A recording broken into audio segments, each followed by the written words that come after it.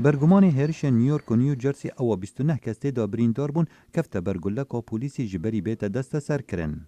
دوزگر نیویورک احمد خان رحامی به 5 تاوان هاولین کشتن گنهبار کرن اوی لدبر لندن یا ولایت نیوجرسی هاته گرتن پشتی چند مجمران جهنارتنا پیام هشداری بریا تلفونان کد بیجن احمد خان رحامی جلای پولیسی و داخواست کریه. I think it's a tremendous job by all involved. از باور دکم کارکی زور باش همو آلیان و هاته کرن.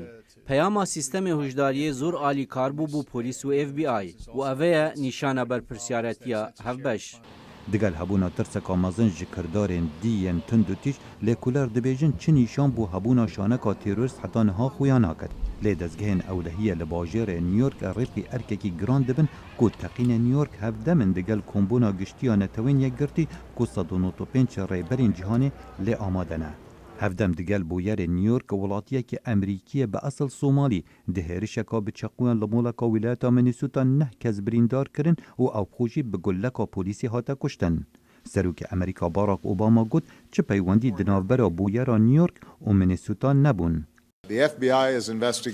FBI لکولینان لسر بویر میناسوتا بکه گو واهای کاره که ترور بد اما همو جیدرین فدرال بکار بینین بو پیجوبرنا لکولینان.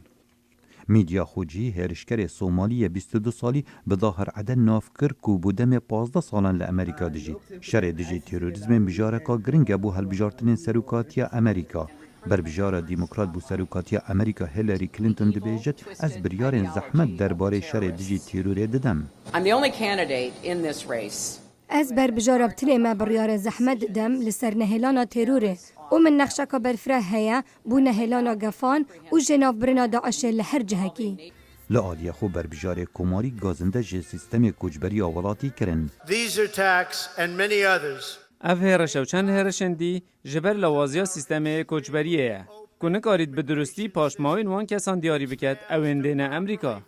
داخویانین هر دو بر بجارن سروکاتی امریکا لدمه کدن هشتا و کلی لسر هاندرین وان هرشان دینه کرن ول در وی ولاتی در بین قایمن هف پیمانان روش بروش داعش لاواستر دکت. خالد فتاح دنگ امریکا.